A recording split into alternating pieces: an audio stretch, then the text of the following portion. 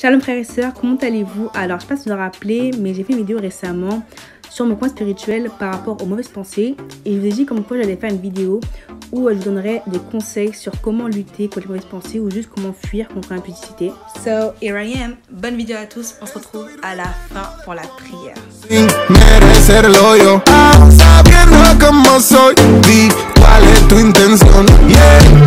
love me, me amas, yo lo sé. You love me, me amas, yo lo sé. Hola! Shalom frères et sœurs, comment allez-vous aujourd'hui? Nouvelle vidéo. Franchement là, je crois qu'à la fin de la vidéo, tu seras chargé, prêt à lutter contre ça, surtout à fuir contre ça parce que vraiment c'est pas facile à vivre. Je l'ai vécu, je suis pas telle à l'avoir vécu, beaucoup de chrétiens aussi l'ont vécu, donc franchement on est ensemble, faut juste pas lâcher, faut juste pas se laisser abattre, puis on y va.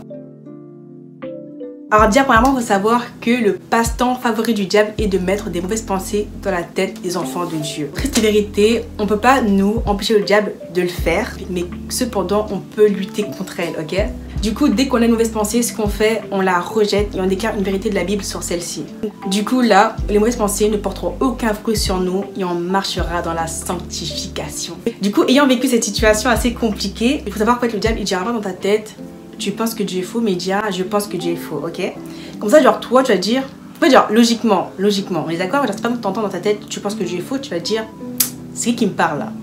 Mais genre, si tu entends, je pense que Dieu est faux, tu vois, tu vas dire, attends, c'est moi qui pense ça?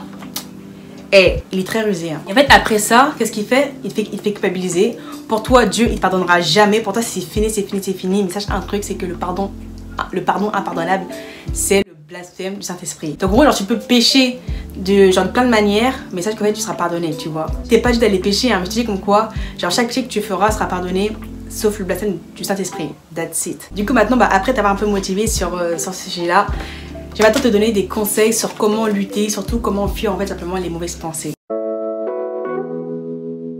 Alors déjà lorsqu'on va à 1 Corinthiens 6 verset 18, la Bible dit « Fuyez l'impudicité ». Pas besoin d'aller trop loin, juste ce mot-là. Dieu dit de fuir l'impudicité. Genre c'est vraiment fuir ça. Donc en gros, pourquoi je dis ça? Peut-être moi simplement, lorsque j'ai des mauvaises pensées, c'est des pensées simplement impudiques. Alors, si là genre t'as des pensées impudiques, donc sexuelles, sache que faut que tu fuis ça. Genre cherche pas à savoir un peu comment lutter, non, ça là faut que tu fuis. Par contre les pensées un peu comme genre tu sais juger etc, lutte contre ça. Genre moi tu sais dans ma tête, genre par exemple je voyais quelqu'un, genre en fait ma chair voulait juger, tu vois. En fait, mon esprit me disait, juge pas. En fait, en gros, tu sais, j'étais là en mode, mais tu vois. Enfin, qu'en fait, juste je vais lutter contre ça. Déjà, la première étape, ça c'est l'étape primordiale, c'est d'en parler à Dieu, ok? Tu peux aujourd'hui avoir des mauvaises pensées, j'en ai pas parlé à Dieu. C'est trop important. Vraiment que t'en parles à Dieu, genre prends un temps, dis-lui clairement, Dieu, franchement, ça va pas. Un peu comme moi, un peu comme ce que j'ai fait. Vraiment, tu sais, genre, je lui ai dit comme quoi ouais, ça allait pas, je péchais beaucoup. Et non, franchement, ouais, j'étais pas bien. Je lui ai dit clairement ce que je pensais. Genre, ça m'a grave plus libérée, tu vois, genre, je me sentais plus mieux. Et ouais, franchement, donc ouais, moi je dirais vraiment première étape, pardon à Dieu, c'est très important. Après, deuxième étape, c'est de fuir les choses qui te font en gros pécher, tu vois. Imaginons, genre c'est, je sais pas, genre pardon, genre tes amis qui te font avoir de mauvaises pensées, fuis-les. Ton téléphone, fuis-les. Ton sport, fuis-le. Alors comme Dieu a dit dans un verset, si ton œil droit, genre si ton œil droit est une occasion de chute pour toi, arrache-le parce que vaut mieux être sauvé ayant un membre au moins qu'elle est dans la gêne avec tout un... Oh là, je peux pas dire n'importe quoi, du coup je dirais pas n'importe quoi, mais en gros voilà. Troisième étape, moi je dirais aussi, ça c'est primordial, en parler, mais pas en parler à quelqu'un qui est pas spirituel.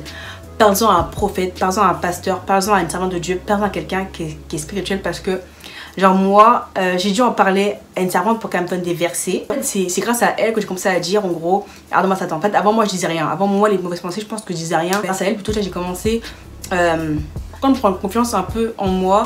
Puis genre, j'ai comme commencé, tu sais, à genre juste rejeter les mauvaises pensées là, tu sais. Aussi à tes parents si tu veux, mais bon, voilà.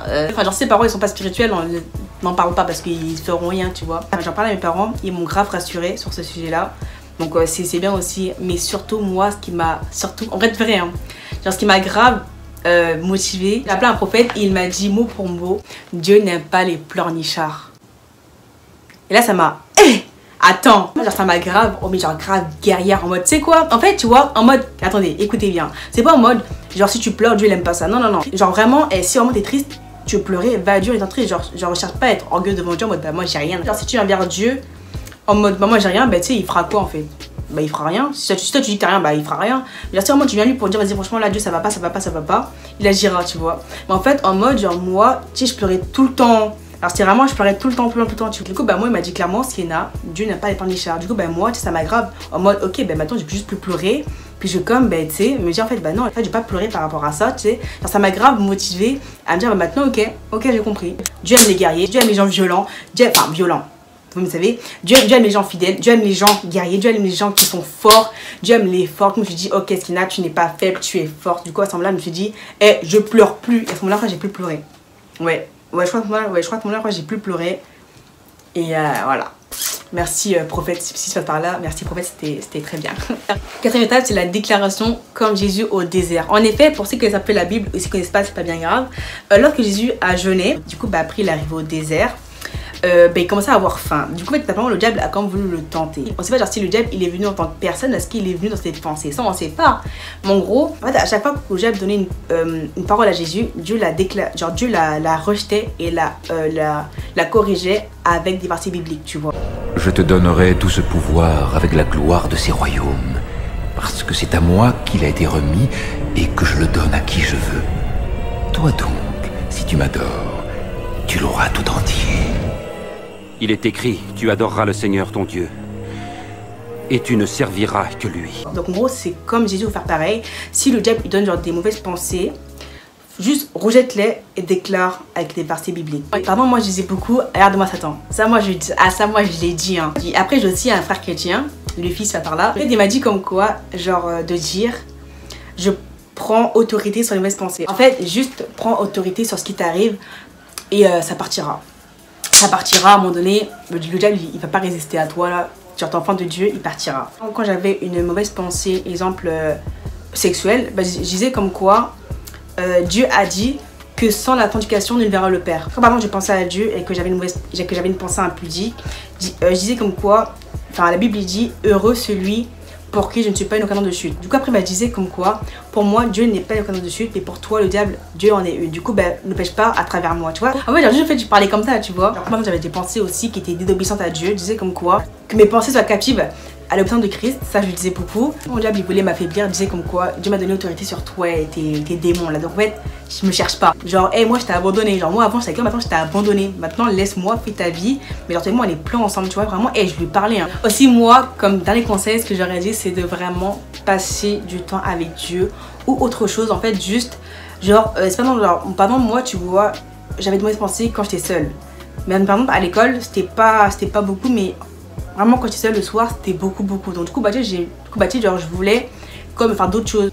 Du coup ce que je faisais par exemple des fois je méditais la parole, des fois je priais ou des fois par exemple je regardais une vidéo un peu humoristique. En fait je me disais comme quoi genre tout ce qui fait qu'aujourd'hui j'ai des mauvaises pensées, juste l'endroit où je suis ou le lieu ou juste l'atmosphère qui fait que j'ai des mauvaises pensées, je la laisse en fait, tu vois. Donc vraiment n'hésite pas à méditer la parole, n'hésite pas à prier, n'hésite pas à sortir, aller au bowling, au cinéma, en fait n'hésite pas juste à sortir, en fait juste faire des activités et ça partira. J'allais oublier l'indispensable, c'est de porter la mûre de Dieu. Vraiment, genre, je crois que c'est la dernière étape qui a fait que vraiment je suis sortie de ce combat, c'est de réellement porter la mûre de Dieu, c'est indispensable.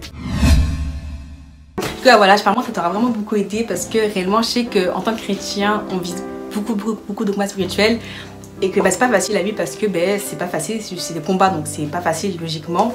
Mais sache que vraiment ne relâche pas, Dieu est avec toi, il sait ce que tu ressens, il sait ce que tu vis. Donc vraiment sache que alors si genre t'es là, genre tu les rejettes et genre que tu les nourris pas ces pensées là, il le verra, il aimera ça.